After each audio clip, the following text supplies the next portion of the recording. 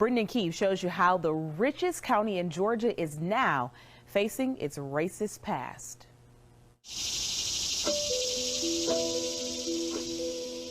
It is hidden in a narrow patch of forest between rows of $500,000 homes. Even looking straight down, nothing betrays the mystery of what lies beneath. These tombstones are all that's left of the old Black Baptist church at Stony Point. Look closely at the dates. Why do they all end before 1912?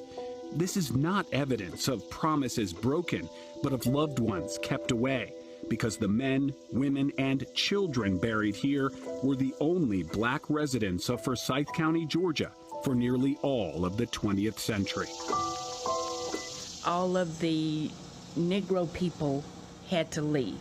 There was knocking on the door, and they were told to get out. Elon Osby heard the story directly from her own mother, Willie Mae Bagley, just a 2-year-old back in 1912 when the Night Riders came to their home and so many others in Forsyth County. Can you imagine the fear that they would have felt? William and Ida Bagley paid taxes on 60 acres they owned in 1912. We could find no record of any sale in the county courthouse except those of white men later selling parcels of the Bagleys' land to one another. The 1910 census showed the Bagleys among 1,098 black residents of the county, a tenth of the total population.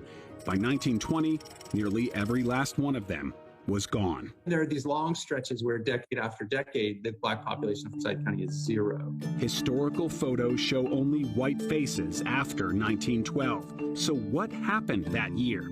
Thousands turned out to celebrate the public hanging of 2 black teenagers convicted in a single day by an all-white jury of raping and murdering a white girl named Mae Crow.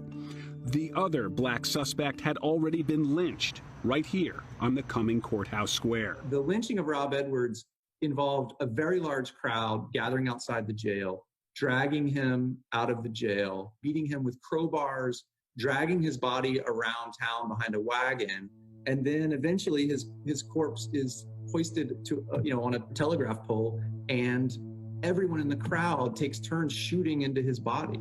Just across from the spot where Rob Edwards was lynched, Lady Justice faces history wearing her blindfold. But soil from the square has been collected in a jar, and the name Rob Edwards will soon join the lynching memorial at the Equal Justice Initiative. The Community Remembrance Project of Forsyth County really got this rolling and worked with the Equal Justice Initiative. So they're going to put up a marker that will memorialize Rob Edwards and tell the story of that lynching. And that's going to be on the spot where he was lynched, which is something that I never thought I would live to see. This with the marker is a first step. There are already several hidden markers to the black community that once thrived here, now surrounded by new neighborhoods that are increasingly diverse. Some of those new residents are buying homes here, on the land Elon's grandparents once owned. The old Bagley place is now among the most valuable real estate in Metro Atlanta.